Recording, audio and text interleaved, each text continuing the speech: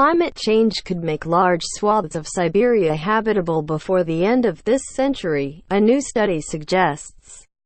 Winter temperatures could rise by as much as 9.1 C, while mass melting would see the size of the permafrost drop by a quarter under the most extreme scenario considered feasible by scientists.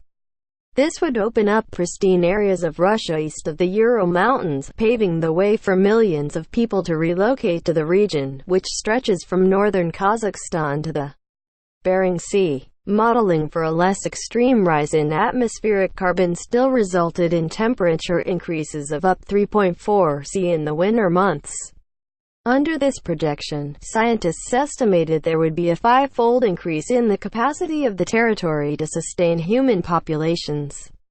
Researchers said the speed with which humans could move to Siberia would depend on investments in infrastructure, as the region was currently poorly served.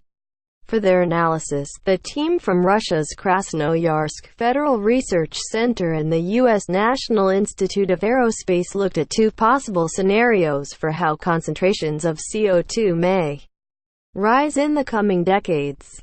One, termed Representative Concentration Pathway (RCP 2.6), represented mild climate change, while RCP 8.5 represented more extreme changes. Related slideshow, places around the world already affected by climate change provided by photo services. Popular with tourists, this coastal city came perilously close to literally running out of water early in 2018. The situation forced officials to restrict the amount of water an individual home or building could use in a day. At their most extreme, these restrictions capped daily usage at a maximum of 50 liters per person.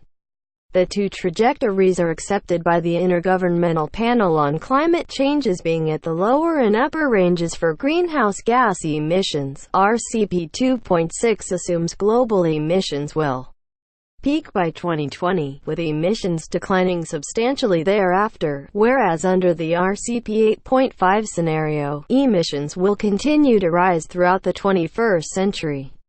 Dr. Elena Parfionova, lead author of the study, which was published in Environmental Research Letters, said, "We found increases in temperature of 3.4 C (RCP 2.6) to 9.1 C (RCP 8.5) in mid-winter, increases of 1.9 C (RCP 2.6) to 5.7 C (RCP 8.5) in midsummer, and increases in precipitation of 60 mm (RCP 2.6) to 140 mm (RCP 8.5).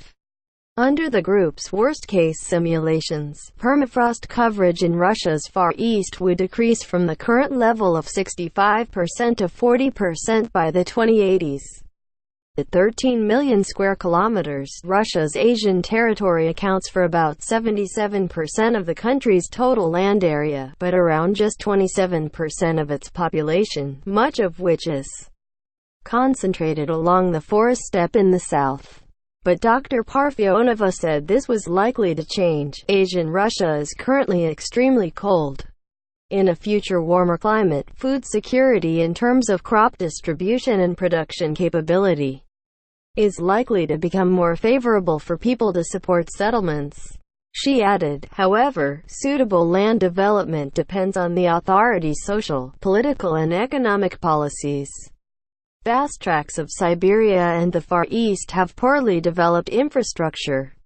The speed these developments happen depends on investments in infrastructure and agriculture, which in turn depends on the decisions that should be made soon. Vladimir Chuprov, of Greenpeace Russia, said there were a number of factors triggered by a warming Siberia that would complicate efforts to increase the human population there. Permafrost degrading would mean that at any area with dominating swamps or wetlands, it will be impossible to build infrastructure in the short term, he told The Independent. He added that higher temperatures will provoke more insects, which is bad for agriculture.